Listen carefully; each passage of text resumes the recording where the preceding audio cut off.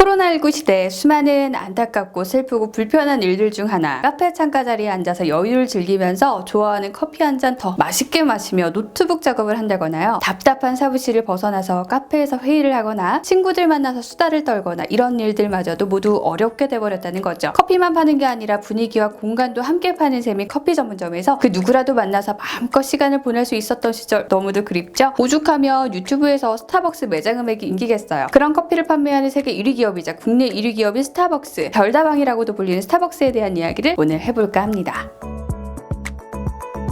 최초의 스타벅스는 1971년 미국 시애틀에서 개점했대요. 이때는 커피 원두를 팔았어요. 1987년 스타벅스의 전 회장인 하워드 슐츠가 인수를 했고요. 이때부터 커피 전문점이 됐는데요. 얼마나 인기가 많았으면 매장이 하루에 하나씩 생겼대요. 그런데 요즘은 스타벅스를 두고 IT 기업이다, 은행이다 이런 말이 들리죠. 이제부터 그 이유를 차근차근 알려드릴게요. 자, 가끔 저도 이게 궁금했는데요. 도대체 어떻게 전 세계 3만 곳 이상의 스타벅스 매장에서 커피 맛이 다 똑같을까? 바리스타만 수만 명인데 말이죠. 커피 맛의 비결은 클라우드랑 IoT예요. 인공지능도 들어가고요. 손톱만한 칩셋 형태의 에드스피어를 매장 스타벅스 마스트레나 머신에 딱 끼우면요, 커피 만드는 과정에서의 압력, 물의 양, 온도, 원두 종류 등 모든 정보가 실시간으로 연동이 되죠. 딥브루라는 인공지능 시스템이 이걸 통제해요. 이렇게 전 세계 커피 머신을 하나의 클라우드로 연결해서 통제하기 때문에 그 수많은 매장들에서 같은 맛과 질의 커피를 마실 수 있다는 거죠. 사티아 나델라 MS 회장이 자주 이 스타벅스 사례를 들고 나오기 때문에 마이크로소프트 클라우드 서비스 애저와 협업하고 있다는 건 이미 유명합니다.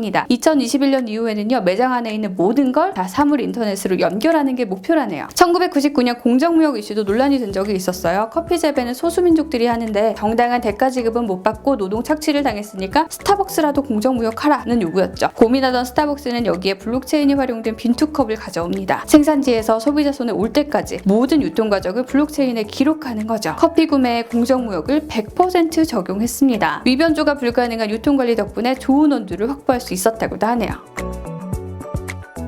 커피 전문 기업 스타벅스의 미래는 커피가 아니라 핀테크가 될 거다라는 이야기 있죠. 가상화폐가 세계적인 화두가 되기도 한 요즘인데요. 스타벅스가 가상화폐에 관심이 엄청 많습니다. 이유는 이래요. 스타벅스는 우선 압도적인 매장 수를 자랑하죠. 전 세계에 약 33,000개 매장이 있죠. 웬만한 은행의 지점들보다 많은 것 같죠. 자, 무엇보다 스타벅스 앱에는 2020년 기준으로 예치금 규모만 20억 달러 정도가 있다고 해요. 약 25억 명이 은행 계좌 없이 이 스타벅스 앱을 쓰고 있다는 거죠. 웬만한 은행보다 현금을 많이 가졌다, 이 정도면 스타벅스 은행이라고 해도 되겠다 평가를 받고 있어요. 이런 스타벅스가 가상화폐를 만든다고 생각해보죠. 남미처럼 화폐 가치가 불안한 나라의 사람들은 아예 스타벅스 앱에서 스벅코인을 보유하고 있는 편이 나을 수도 있다는 겁니다. 실제로 전 세계에서 쓰이는 스타벅스 앱의 성장세는요, 스타벅스의 새로운 고민거리를 안겼어요. 세계 78개국의 매장을 뒀는데요, 쓰는 통화가 다 다르잖아요. 규제와 관리 비용 만만치 않아요. 고객 입장에서는 한국에서 쓰던 선불카드 미국 여행 가서 충전하거나 사용 못하는 거죠. 환전하고 뭐하고 하려면 너무 복잡해서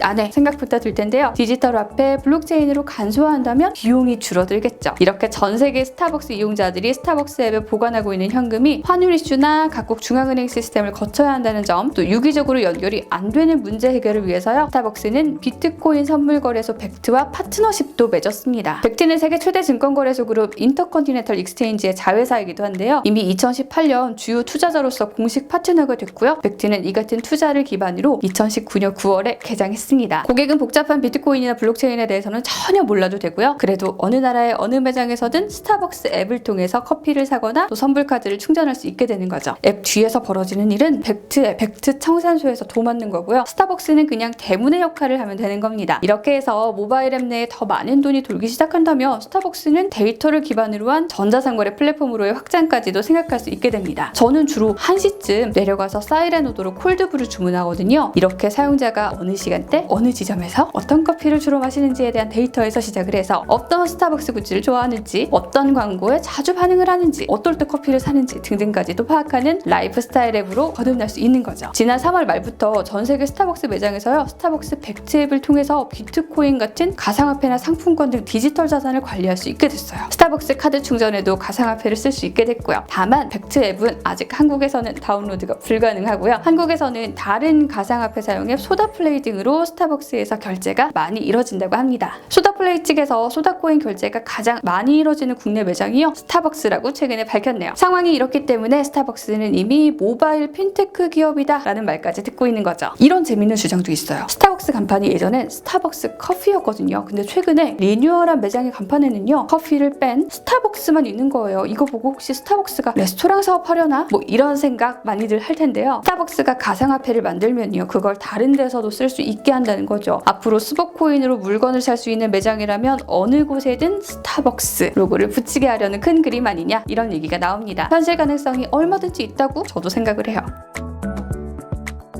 요즘 뉴스에서 정말 빠지지 않고 나오는 키워드가 바로 ESG죠. ESG는 환경, 사회적, 지배구조, 이 세 단어의 머리 글자를 딴 약자인데요. ESG 경영을 한마디로 요약을 하면 기업이 눈앞의 이윤만 추구하는 것에서 벗어나서 지속 가능한 성장을 실현하는 개념이라고 할 수 있습니다. 당연히 친환경 경영이 그 선두에 설 수밖에 없고요. 이제는 기업들이 탄소 제로 경영이나 ESG 경영 등을 현실화하지 않으면 생존 자체가 불가능한 방향으로 시대가 흘러가고 있다는 이야기를 제가 다른 영상에서도 해드렸었잖아요. 자, 커피 전문 기업인지 IT 전문 기업인지 핀테크 기업인지 헷갈릴 정도로 ESG 경영에 있어서도 공격적인 스타벅스인데요. 요즘에 스타벅스에 가면 일단 빨대도 종이로 된 걸 주더라고요. 아무래도 종이가 약간 흐물흐물해지는 경향이 있어서 플라스틱 빨대에 익숙했던 우리들에게는 살짝 불편함을 안기기도 하지만요, 환경을 생각해서 익숙해져야겠죠. 최근에 스타벅스 방문하신 분들 중에는 또 다소 희한한 메뉴들이 있구나, 이런 생각도 하셨을 거예요. 저는 그랬거든요. 밤콩달콩 두유 브레드, 플랜트 앤 루꼴라 샌드위치, 플랜트 함박, 파스타 밀박스, 메뉴 이름에 플랜트도 들어가고 뭐지? 하셨을 텐데 모두 식물 기반의 음식들이라고 합니다. 동물성 성분을 일절 사용하지 않고 오직 식물성 재료로만 맛을 낸 메뉴들인 거죠. 스타벅스가 이런 메뉴들을 지속적으로 개발하게 된 건 당연 지구 환경과 동물 복지를 생각하는 가치 소비 트렌드 때문인데요. 식물 기반 푸드 출시를 시작으로 지속 가능한 푸드 및 음료 개발에 주력하고 있답니다. 스타벅스는 지난 4월에 이미 Better Together이라는 프로젝트를 공개했는데요. 일회용 컵 사용 전면 중단 등을 포함한 지속 가능성 중장기 전략인 Better Together, 가치 있는 가치를 2025년까지 진행을 한대요. 현재 사용하고 있는 일회용 컵들을 재사용 컵으로 몽땅 바꿀 거라는데요. 이 재사용 컵에는 일정한 보증금이 붙고요, 반납하면 보증금을 돌려받을 수 있습니다. 올 하반기에는 재사용 컵 사용 시범 매장을 선정을 해서 무인 컵 반납기도 도입할 예정이랍니다. 자, 이런 친환경적인 경영 방식으로의 전환을 위해서도 역시나